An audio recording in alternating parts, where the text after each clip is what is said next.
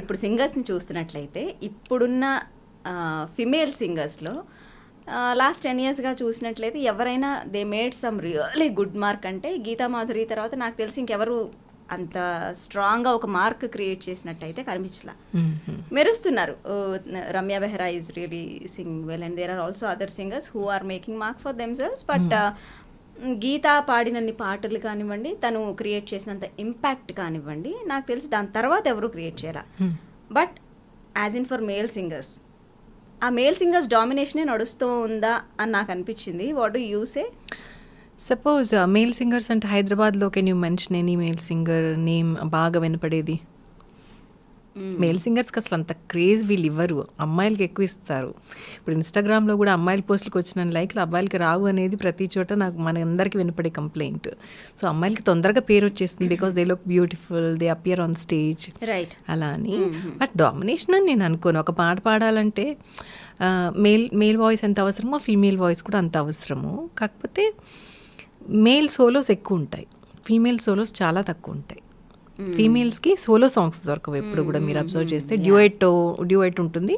కాకపోతే ఇప్పుడు కొంచెం ఐటమ్ సాంగ్స్ లాగా వచ్చాయి కాబట్టి కొన్ని పాటలు ఇప్పుడు అంటావా మామ is a solo song I guess కదా, అలాంటివి ఇప్పుడు వస్తున్నాయి తప్ప మెలడీస్లో మనం వెతుక్కోవాలి. అసలు ఒక్క సోలో సాంగ్ చిన్ని చిన్ని ఆశ లాంటి సాంగ్ కానీ, వింటున్నావా లాంటి పాట కానీ ఉందా ఎక్కడన్నా అని అంటే ప్రియతమ పలికినది మనసులో సరిగమా అలాంటివి చాలా తక్కువ వస్తాయి యాక్చువల్గా, very rare. Okay, so it's not about domination అంటారు. డామినేషన్ కాదు, క్రియేటివ్ ఫీల్డ్లో వాళ్ళు క్రియేట్ చేయడం వల్ల వచ్చేటువంటి సంక్షోభం అని చెప్పచ్చేమో. Like the way film demands they create opportunity. ఒక అమ్మాయి ఇప్పుడు నేను పాడాను రామారామ పాట, అది యాక్చువల్గా మోనా డ్యూయట్ సాంగ్. పూరి జగన్నాథ్ గారు నేను ఆసిన్ని ఇంట్రో నాకు ఆసిన్ ఇంట్రో కావాలి, అమ్మాయి గుళ్ళో ఒక పాట పాడుతూ ఉండాలి, అదే తర్వాత రొమాంటిక్ సాంగ్ కావాలి. మోనా మనం ఆల్రెడీ క్రియేట్ చేసాం, దానికి నాకు డివోషనల్ వర్షన్ కావాలని అడిగారు. సో అప్పుడు వచ్చిన బిట్ సాంగ్ అనమాట Rama Rama. It was not created, okay, Mona was created. దాని వర్షన్ వచ్చి ఇలా కావాలి, నువ్వు క్లాసికల్గా దాన్ని కొంచెం మౌల్డ్ చేయి, నువ్వు క్లాసికల్లో ఎంఏ చేసావు కాబట్టి నీకే వదిలేస్తున్నాను అని చక్రి గారు నా చేతిలో పెట్టిన ఒక బిట్ సాంగ్ అనమాట. అవునా? ఓకే. సో ఆ మోనా ఛాయలు రాకుండా, రొమాంటిక్ ఇది రాకుండా నేను క్లాసికల్గా భక్తితో పాడిన పాట అనమాట అది. సో ఆసిన్ ఇంట్రొడక్షన్లో ఆ పాట గుళ్ళో వస్తుంది. అప్పుడు నాగార్జున గుర్తు చేసుకుంటే ఆ పాట ఒక్కసారి పాడరా. మోనా మోనా మోనా మీనా కనుల సోనా, నీ పలుకే నా వీణ, నీదా డిజిటల్ టోనా, సుకుమారా మాటలతో నీ వశమే నేనైతే, మహావీరా చూపులతో నా తనువే నీదైతే. ఆహా, చక్రి గారి కాంపోజిషన్స్లో మీరు చాలా పాటలు పాడారు కదా, ఎన్ని పాడారు? ఎన్ని పాడాను అంటే most of the hit songs were from Chakri music. Like and నా అదృష్టం ఏంటంటే ఇప్పుడు మణిశర్మ గారికి నేను 5-6 పాటలు ఏమన్నా పాడుంటా, కీరవాణి గారికి 4-5 పాటలు పాడుంటా. బట్ దాంట్లో ఒక్కొక్క హిట్ సాంగ్ నాకు వచ్చేసింది. లైక్ ఫర్ ఎగ్జాంపుల్ వల్లంకి పిట్ట గంగోత్రిలో అది నాకు వచ్చిన తక్కువ ఆపర్చునిటీస్లో కూడా ఒక పాట హిట్ అయింది నాకు. అది అదృష్టంగా అనుకుంటాను నేను.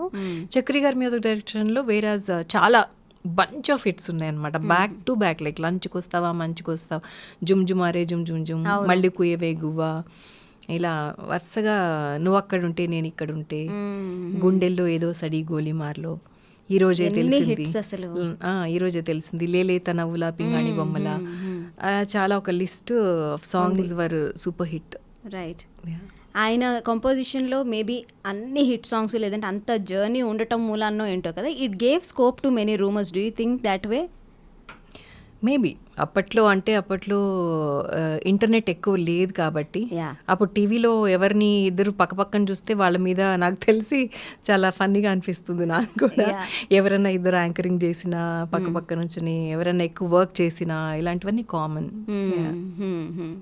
సో అది అంటే అలాంటి రూమర్స్ విన్నప్పుడు ఆబ్వియస్లీ చక్రి గారికి కూడా తెలిసే ఉంటుంది. He is your mentor definitely. అన్ని సాంగ్స్ అంత జర్నీ మీరు షేర్ చేసుకున్నప్పుడు డెఫినెట్లీ ఒక మంచి రిలేషన్ అనేది అయితే ఏర్పడి ఉంటుంది. సో ఈ రూమర్స్ వచ్చినప్పుడు మీ రిలేషన్ మీద అది ఎట్లాంటి ఇంపాక్ట్ ఎఫెక్ట్ చూపించింది? యాక్చువల్లీ ఆయన ఎప్పుడన్నా ఈ నోటేషన్స్కి దాని మీద మెంటర్ అంటే he use to feel that I'm his mentor. Oh really? Yeah, నేను నీ ఫ్యాన్ని అని చెప్పేవాళ్ళు. ఇంటర్వ్యూస్లో కూడా ఆయన చాలా ఇంటర్వ్యూస్లో స్టేట్ చేశారు దట్ నేను కౌసల్య ఫ్యాన్ని. బికాజ్ తనకున్న క్లాసికల్ నాలెడ్జ్, ఎప్పుడైనా నోట్స్ రాయాలన్నా కూడా ఎక్కువ నన్ను స్పాట్ చేసే వాళ్ళందరూ రికార్డింగ్ స్టూడియోలో రికార్డిస్ట్ పక్కన నేను కూర్చుని వర్క్ చేసేదాన్ని. సో చాలా మంది కూడా అలా నన్ను స్పాట్ చేసేవాళ్ళు స్టూడియోస్లో. సో నేను అనుకుంటా even that can lead to rumours ఏమో మరి. ఎక్కువ నేను వర్క్ చేస్తున్నాను కదా, సో స్టూడియోలో ఉండేదాన్ని, వర్క్ చేసేదాన్ని. చాలా అసిస్టెంట్ లాగానో లేకపోతే సమ్ అదర్ ఏ నేమ్ ఇచ్చుకున్నా కూడా నేను శంకర్ మహాదేవన్ గారి వాయిస్ మిక్స్ చేసేదాన్ని, హరిహరన్ గారి వాయిస్ మిక్స్ చేసేదాన్ని. కొన్నిసార్లు లెటర్స్ కొన్ని తప్పులు వచ్చేవి వాళ్ళ దాంట్లో. అవన్నీ టెక్నికల్గా, నేను టెక్ సావి అనమాట. నేను టెక్నాలజీ అంటే నాకు చాలా ఇష్టం. టెక్నికల్గా ఆ లెటర్స్ని కరెక్ట్ చేయడం కానీ, పిచ్ కరెక్షన్స్ చేయడం కూడా. ఆ రోజుల్లో పిచ్ కరెక్షన్ అనేది it was so brand new. Okay, that was and there అసలు. అప్పుడప్పుడే పిచ్ కరెక్షన్, మెలోడిన్ సాఫ్ట్వేర్స్ అవన్నీ కూడా అప్పుడప్పుడు వస్తున్నాయి అన్నమాట. సో నేను పర్సనల్గా కూర్చొని నాకు అలాంటివి ఏమన్నా ఉంటే nobody can deal with it. నాకు ఆ ఫ్లాటో షార్పో, అది ఫ్లాట్ అయింది షార్ప్ అయింది అవన్నీ నాకు తెలియదు, నాకు సంగీతం రాదు, ప్లీజ్ టేక్ కేర్ అని చెప్పేసి నాకు వదిలేసేవాళ్ళు. సో అవన్నీ నేను ఆ వర్క్స్ చేసేదాన్ని అనమాట. So he was in a way, అంటే ఆయన he's a fan of you అనటం లేదంటే he's dependent on you for చాలా ప్రాజెక్ట్స్. చాలా పనులకి. ఒక జర్నలిస్ట్ నాకు చెప్పారు, హాసం రాజా గారు అని. So that led to such talks అనేసి. నేనన్నా వర్క్ చేయడంలో తప్పేంటండి, ఇంకా అది అలా అని కూడా అంటే ఇంక మనం ఏం చేయలేము. లైక్ నేను నవ్వేశాను అనమాట. See but I love working like that అనమాట. అంటే నేను కంపోజర్ కూడా, ఫస్ట్ నుంచి కూడా నేను కంపోజరు. సో నాకు తెలుసు కాబట్టి కంపోజింగ్స్ కొన్ని బ్యాక్గ్రౌండ్ స్కోర్లో కూడా కొన్ని బిట్స్ కంపోజ్ చేసేదాన్ని. మా అమ్మాయిలకి గ్రూప్ ఆఫ్ అమ్మాయిలు ఉండే వాళ్ళందరికీ ఇచ్చేయడం, నోట్స్ ఇచ్చేయడం, పాడించేయడం ఇవన్నీ చేస్తూ ఉండేదాన్ని అనమాట. సో అందరూ నార్త్ నుంచి వచ్చిన సింగర్స్ కరెక్షన్స్ అవన్నీ చేస్తూ ఉండడం వల్ల మేబీ అప్పుడు నాతో చెప్పారు, లైక్ ఒక ఇదిలాగా అనమాట, నోటీస్ ఇవ్వడం లాగా చెప్పారు, ఇలా చేయడం వల్ల ఇలా అనుకుంటున్నారు అని చెప్పి. నేను అన్నాను అలానే నేను I don't stop because I love that. Technology లేకపోతే నేను ఉండలేను అసలు. ఈవెన్ టుడే అసలు యా, టెక్నాలజీ అంటే చాలా ఇష్టం నాకు. అన్నీ నేను సెల్ఫ్ టాట్. డెస్క్టాప్ నుంచి నేను ల్యాప్టాప్ వరకు కూడా నేను అన్నీ సెల్ఫ్ టాట్ అనమాట. I operate logic software. ఆ తర్వాత వీడియో ఎడిటింగ్లో నేను చాలా ఇష్టం, నాకు వీడియో ఎడిటింగ్స్ చేస్తాను. వ్లాగర్ నేను. తర్వాత నేను నా పాట నేనే ఎడిట్ చేసుకుని ఐఫోన్తో షూట్ చేసి ఐఫోన్లోనే ఎడిట్ చేసి ఒక మ్యూజిక్ వీడియో రిలీజ్ చేశాను. స్నేహమా అని టైటిల్, హిందీలో మాహియా అని. 2 songs కూడా నా యూట్యూబ్ ఛానల్లో ఉన్నాయి. అవి నేనే ఎడిట్ చేసుకున్నా పర్సనల్గా. సో అలా టెక్నాలజీ నాకు అప్పటి నుంచి కూడా ఇష్టం. అప్పట్లో నేను కీప్యాడ్ ఫోన్స్ వచ్చేవి, చిన్న ఫోన్స్, నోకియా ఫోన్స్. ఆ దాంట్లో కూడా నేను నా సాంగ్స్ రారమ్మని నేను కంపోజ్ చేసి హాసం రాజా గారు అడిగితే ఆయనకి పంపించి బ్లూటూత్లో వాళ్ళు అది రింగ్ టోన్గా పెట్టుకోవడం అలాంటివి చాలా చేసేవాళ్ళం. నేను వల్లంకి పిట్ట చేస్తే నాకు ట్యూన్ చేస్తే కీరవాణి గారు ఆయన ఫోన్లోకి బ్లూటూత్లోకి నాకు ఇవ్వు నాకు పంపించు అని చెప్పేసి తీసుకున్నారనమాట. అలా రింగ్ టోన్లో పెట్టుకోవడానికి అనమాట. సో అలా ఏ టెక్నాలజీ కొత్తది వచ్చినా కూడా నేను ఎక్స్ప్లోర్ చేస్తాను దాన్ని. చాలా ఇష్టం నాకు. So I was on tech side, స్టూడియోస్లో కూర్చునేదాన్ని. బట్ రూమర్స్ వస్తాయి అని అంటే we should not stop working, because అలాంటివి మనల్ని ఆపకూడదు యాక్చువల్గా. సో ఇంకొక ఇంటర్వ్యూలో కూడా నేను విన్నాను, చక్రి గారిని ఇదే మాట అడిగారు, బట్ ఎందుకు తనని మీరు ఎక్కువ పాడించారు అనేసి. నా పాటలన్నీ ఎక్కడో ఉంటాయి. ఫర్ ఎగ్జాంపుల్ నిన్నే పాట హై పిచ్లో ఉంటాయి. సో హైదరాబాద్లో హై పిచ్ పాడగలిగే అమ్మాయి ఒక్కటే. సో మేము వేరే వాళ్ళని పిక్ చేసుకొని కూడా అది ఫెయిల్ అయ్యి కూడా మళ్ళీ అమ్మాయికి ఫోన్ చేసిన రోజులు కూడా ఉన్నాయి.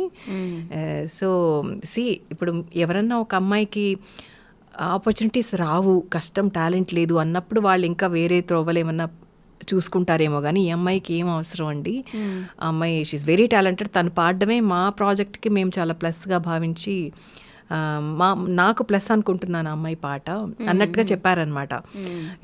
ఇట్ వాస్ లైక్ అసలు అమేజింగ్గా అనిపించి నాకు చాలా ఫోన్స్ వచ్చాయి అనమాట. అప్పుడు ఏంటి ఇంత ఇదిగా, నా రిలేటివ్స్ కూడా ఫోన్ చేశారనమాట, ఏంటి ఇంత అడ్మైరింగ్గా ఆ వాయిస్, నీ వాయిస్ అంటే అంత ఇష్టం అంటే. బయట ఎన్నోసార్లు చెప్పారు, ఇంటర్వ్యూలో ఇది ఫస్ట్ టైం చెప్పడం, బట్ నాకు ఫ్యాన్ ఇక్కడ, మీ ఫ్యాన్ ఇక్కడ అని నా ముందే అంటారనమాట పాడేటప్పుడు కూడా. ఎవరన్నా ఫెయిల్ అయిపోయి వెళ్ళిపోయినప్పుడు మళ్ళీ నేను వచ్చినప్పుడు కూడా అంటారనమాట, ఎంతైనా కౌసల్యే కానీ ఇలాంటి రూమర్స్ విన్నప్పుడు झटके అనిపించింది, వాట్ ఈస్ దిస్ అన్నట్టు ఫస్ట్ లో అనిపించింది. బట్ కొంచెం ఏంటి మనం ఇట్లా ఫన్ చేయకూడదా మరి ఇలా వచ్చినప్పుడు ఏంటి అనే ఒక ఆలోచన వస్తుంది ఎవరికైనా ఒకళ్ళకి.